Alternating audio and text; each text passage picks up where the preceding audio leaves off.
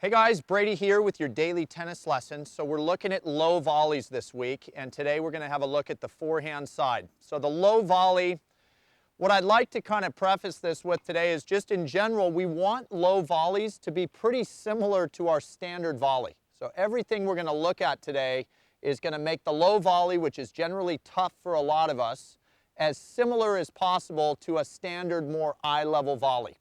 All right, and this is something, what I'm going to open with today is going to be helpful on all the videos this week, is start with a really wide split. Let's not have that cookie cutter, okay, coach told me to split step.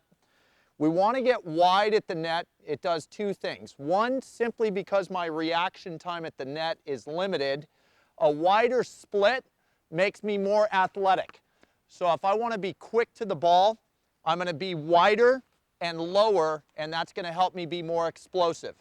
Secondly, the fact that we're talking about low volleys today, if I get a wider split and I'm lower to begin with, I have less distance to go to get down for the volley. So that's helpful for sure, okay? So, three things we want to look at today. The first of which is how to get ourselves down. And I think you would all agree that if you've ever seen a player try to get down for a low volley by bending at the waist, they do not have a lot of success. We do not want to be in this position because a general volley, hopefully as you guys know, we're trying to keep our face and our eyes really in there with contact. And if we bend at the waist to get down to the low volley, only the racket's getting down there, and generally that's going to open up the strings too much and not give me a lot of feel.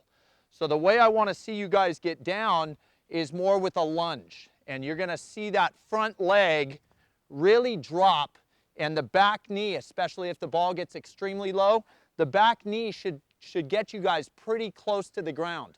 All right, and a good way to simulate this is if I try to catch a ball with my right hand and it's down low, if I bend at the waist, watch what chance I have here.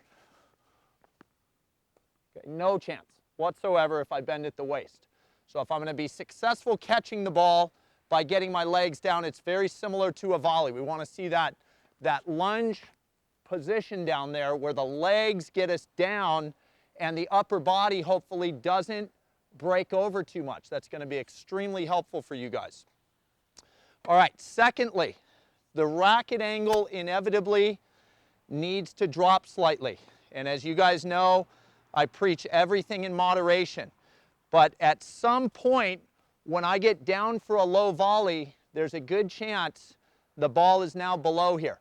So the racket is going to have to slightly dip. Obviously, this is going to create a little more height.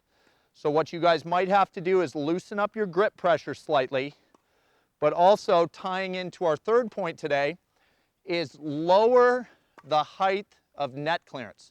If you guys watch me on a standard volley up high, I generally could try to clear that volley by 2-3 feet over the top of the net.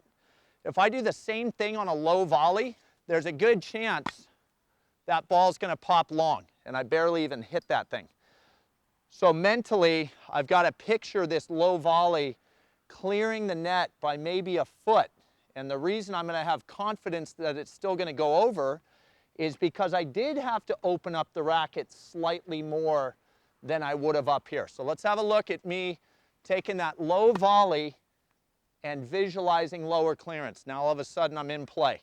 If for some reason you guys are still missing that low volley long and you are trying to clear it by less over the top of the net, loosen up the grip pressure and that'll take some of the air out of the ball. I'm barely holding onto that racket, and that's going to kind of kill the depth for me a little bit, all right? So all in all, get that nice wide split to help you guys get more into that lunge position for the low forehand volley. Allow yourselves, I know so many coaches preach about don't drop the racket head, but again, that's a moderation thing. Obviously, we don't want to cast the racket straight down, but if it's got to break off slightly to go get the ball, of course that's okay.